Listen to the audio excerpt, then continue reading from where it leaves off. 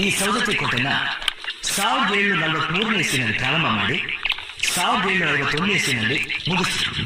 ಸುಮಾರು 1777ರಿಂದ 82 ಬಿಸಿಲಿನಲ್ಲಿ ಈ ಕೋಟೆ ಮೇಲೆ ಹೈದರಾಲಿ ಅಟ್ಯಾಕ್ ಮಾಡಿದ್ರು. ಆಮೇಲೆ ಹೈದರಾಲಿ ಮತ್ತು ಟಿಪ್ಪು ದೇಸಾಯಿ ಅವರಿಂದ ಕಪ್ಪ ಕಾಣಿಕೆ ಪಡೆದು ಅನ್ನೋದು ಇತಿಹಾಸ ಆಗಿ ಉಳಿದಿದೆ. ಇದು ಕೋಟೆ ಇತಿಹಾಸ ಆಯ್ತು. ಹಾಗೆ ಈ ಪ್ರೀತಿಗಾಗಿ ಯಾವ ರಾಜರು ಏನು ಕಟ್ಸಿಲ್ವಾ? ಅಂದ್ರೆ ಈ ತಾಜ್ ಮಹಲ್ ಆತರ ಕಟ್ಸಿದ ಇತಿಹಾಸ ಇಲ್ವಾ?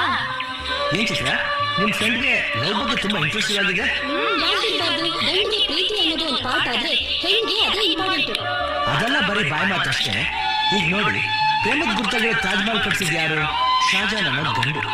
ಹೆಣ್ಣು ಪ್ರೀತಿನ ಗಂಡಿನ ತರ ಪಬ್ಲಿಸಿಟಿ ಮಾಡಲ್ಲ, ಮನಸ್ಸಲ್ಲೇ ಗುಡಿ ಕಟ್ಟಿ ಪೂಜೆ ಮಾಡ್ತಾಳೆ.